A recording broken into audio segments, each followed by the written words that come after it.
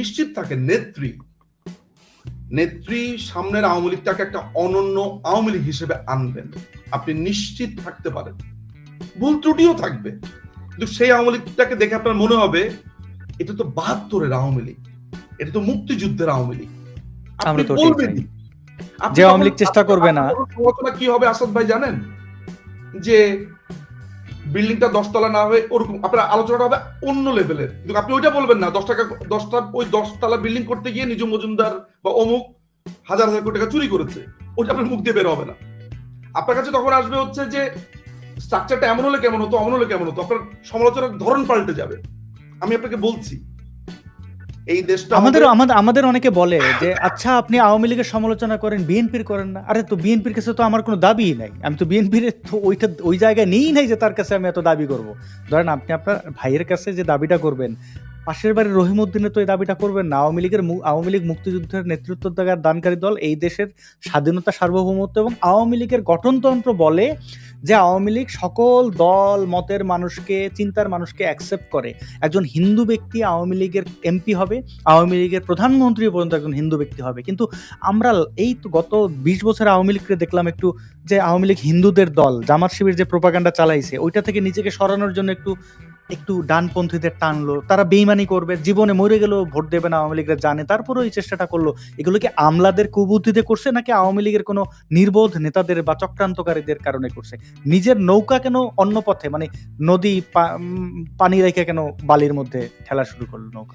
দেখেন, একটা রাষ্ট্র পরিচালনার ক্ষেত্রে মানে ধরেন আপনি আপনার এই জায়গাটা থেকে যেভাবে দেখেন, এর আগে আপনার সাথে আমি একটা প্রোগ্রামে বলেছিলাম, ঠিক 5 বছর পর আমার মনে আছে আপনার সাথে একটা বড় শো আমি করেছিলাম।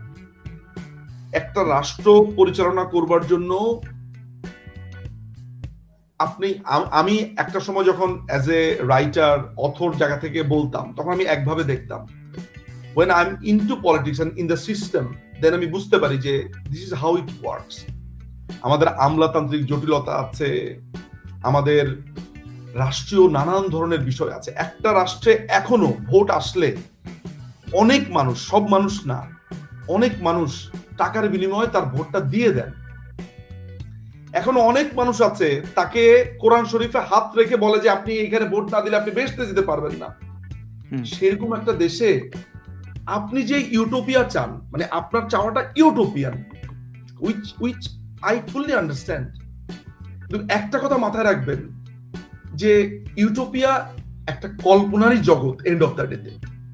সো এই জায়গাটা এত সহজ না। আমি মাননীয় প্রধানমন্ত্রীর কত প্রতিবন্ধকতা করে এই রাষ্ট্রটাকে চালিয়েছেন, এটা তো আপনি এখন দেখতে পাচ্ছেন। আপনার মাঝে মধ্যে মনে হয় না যে কতগুলো শয়তানকে তিনি বন্দী করে রেখেছেন? এরা এলো কোত্থেকে? এই যে আজকে জাতীয় সঙ্গীত গাইতে দিচ্ছে না, এই যে আজকে বলছে যে নিজামী আর গোলাম আজমের বাংলায় বঙ্গবন্ধুর ঠাঁই নাই বা আওয়ামী লীগের ঠাঁই নেই, এরা কোথায় ছিল 16 বছর? সব বোতল বন্দি ছিল। সমালোচনা হতে পারে যে বোতল বন্দি ছিল কেন, বোতল শুদ্ধ গায়ে হয় নাই কেন, অনেকে হয়তো প্রশ্ন করতে পারে। সেই আলোচনা আলাদা আলোচনা। কিন্তু মাননীয় প্রধানমন্ত্রী চেষ্টা করেছেন এরকম একটা গরিব দেশ, এই জায়গা থেকে দেশটাকে তিনি কোথায় নিয়ে এসেছেন? প্রায় 7 জিডিপি করে ফেলেছেন। 42 বিলিয়ন রিজার্ভ ছিল আপনার এই 21-এ। মানে যেখানে বিএনপি যাওয়ার সময় 3 বিলিয়ন রেখে গিয়েছিল মার্কিন ডলার, সেখানে 2021 সালে এসে উনি এটাকে 42 বিলিয়ন করেছে। আমি এটা একটা এপিসোডও করেছি। নিজাম ভাই, আমি আপনার সাথে একমত। আপনার উত্তরটা চমৎকার।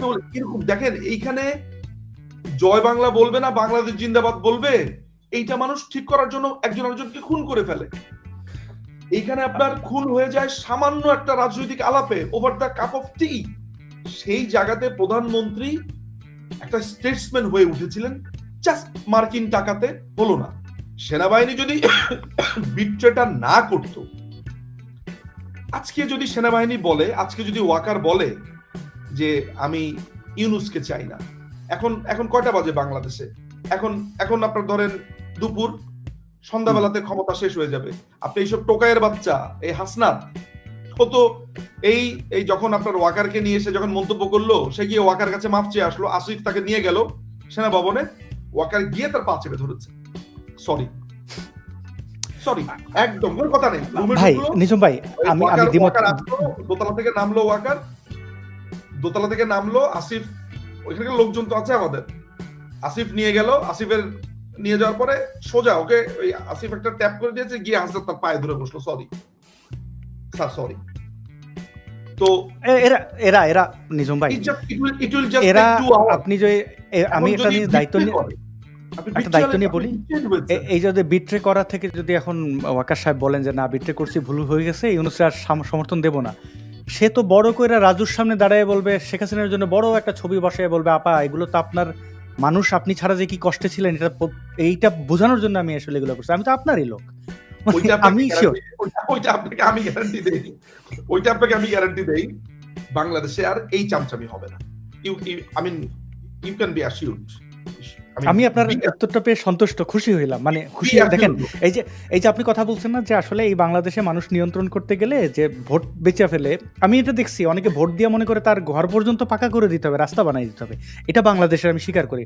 নুরুল ইসলাম নাহিদের এলাকায় আমি বড় হয়েছি, আমি দেখছি যে তার চেষ্টা, এবং উনি তো ভালো মানুষ আমি জানি তো, এবং তার প্রতি কেন ক্ষোভ, মানে লবি না স্বজনপ্রীতি করেন না কেন, এটাও তার একটা দোষ।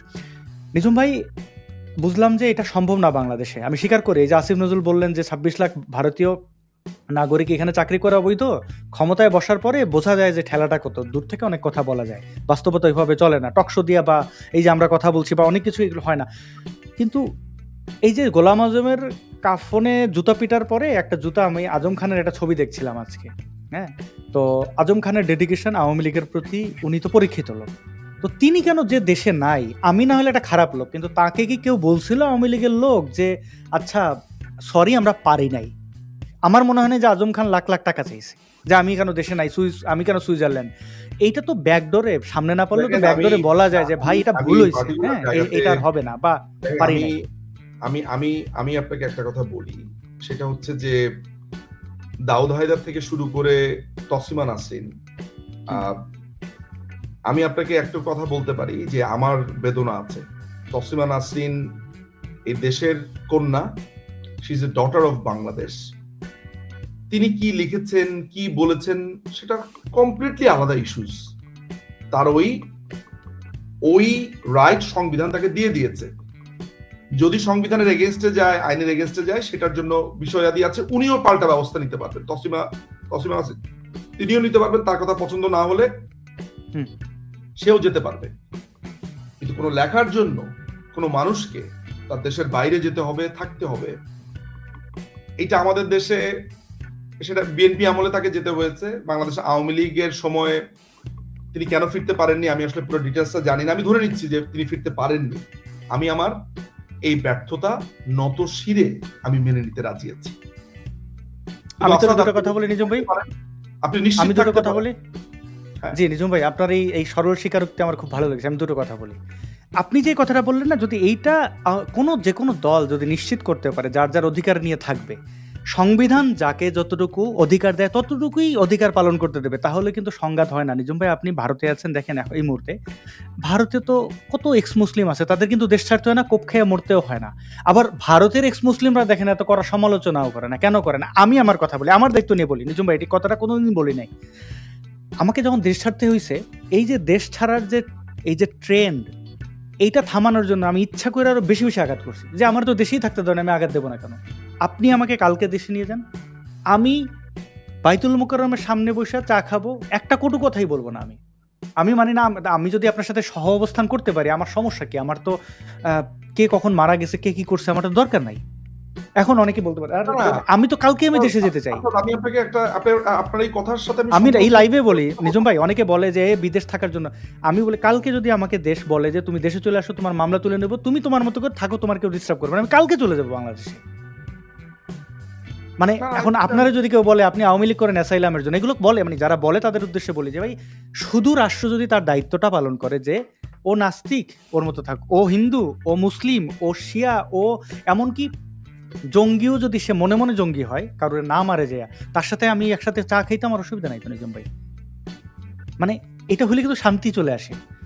একটা মানুষ তার জীবন নিয়ে সওদা করে না। আমি একটা কথা বলবো, আমারে মাইরে ফেলবে আমি জানি, আমাদের ব্লগারদের মারছে, আমি কেন সমালোচনায় যাবো? জি নাজুম ভাই, আপনি যেটা বলছেন, যদি আপনি এই চিন্তাটা করেন, আওয়ামী লীগ যদি এই চিন্তা করে, তাহলে আমি তো আমার চেয়ে খুশি বেশি কেউ হবে না। আমি আপনাকে আমি সমালোচনায় বাদ দিয়ে দেবো।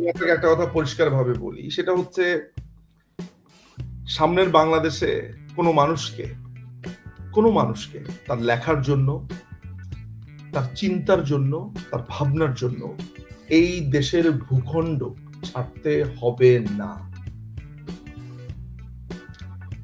একটা মানুষ লিখবেন, একটা মানুষ বলবেন, তিনি যেন সেই কথা বলতে পারেন, তার কলমের যাতে সেই শক্তি, সে আমাকে নিয়ে বলতে চান, আমার বিরুদ্ধে বলতে চান, আমি তাকে গিয়ে বলে আসবো যে ধরেন আপনাকে 2টা কলম এক্সট্রা কিনে দিলাম, একটা কিবোর্ড কিনে দিলাম, বলে ফেলেন।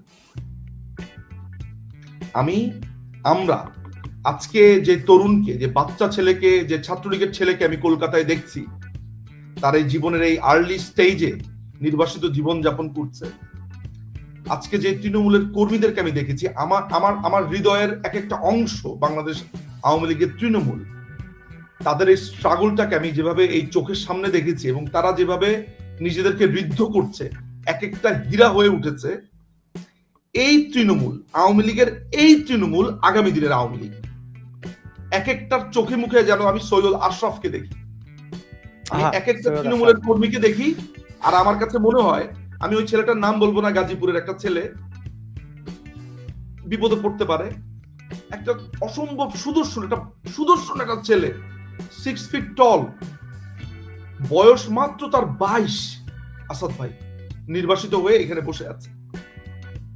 ওকে দেখে আমি খুব কষ্ট পেয়েছি যে ওর এই জীবনটা, হ্যাঁ ওর রাজনৈতিক জীবন ঋদ্ধ হচ্ছে, ও বুঝে ফেললো এই 22 বছরের জীবনে যে পলিটিক্স করলে দেশের বাইরে থাকতে হয়, আর যেন কাউকে তার শুধুমাত্র রাজনীতির জন্য, তার কথার জন্য, বক্তব্যের জন্য এই বাংলাদেশের ভূখণ্ডের বাইরে না থাকতে হয়। এই বাংলাদেশের মানুষ যাতে এইটা চিন্তা না করে যে আমি ঘর থেকে বের হব, আমার টাকা টান দিয়ে নিয়ে যাবে, আমার কালকে আমাকে একটা পেঁয়াজের দামের কথা চিন্তা করতে হবে, আমার ছেলে ইউনিভার্সিটিতে যাব, টাকা কোথায়, আমার মেয়ের বিয়ে হবে, ওর বিয়ের টাকা কোথায়, আমার বাচ্চা হবে, আমার হসপিটালের টাকা কোথায়। একটা মানুষ যাতে হসপিটালে কষ্ট না পায়, সামনের আওয়ামী লীগের রাজনীতি হবে সেই রাজনীতি, এইটা একটা পিওর ওয়েলফেয়ার স্টেট হবে। মাননীয় প্রধানমন্ত্রী শেখ হাসিনা, আমি আপনাকে বলে দিচ্ছি, তার রাজনীতির ওই ফেজটাতে এই বাংলাদেশকে উপহার দেবেন। আমরা তার হাত ধরে তার প্রত্যেকটা পাশে আমরা দাঁড়িয়েছি।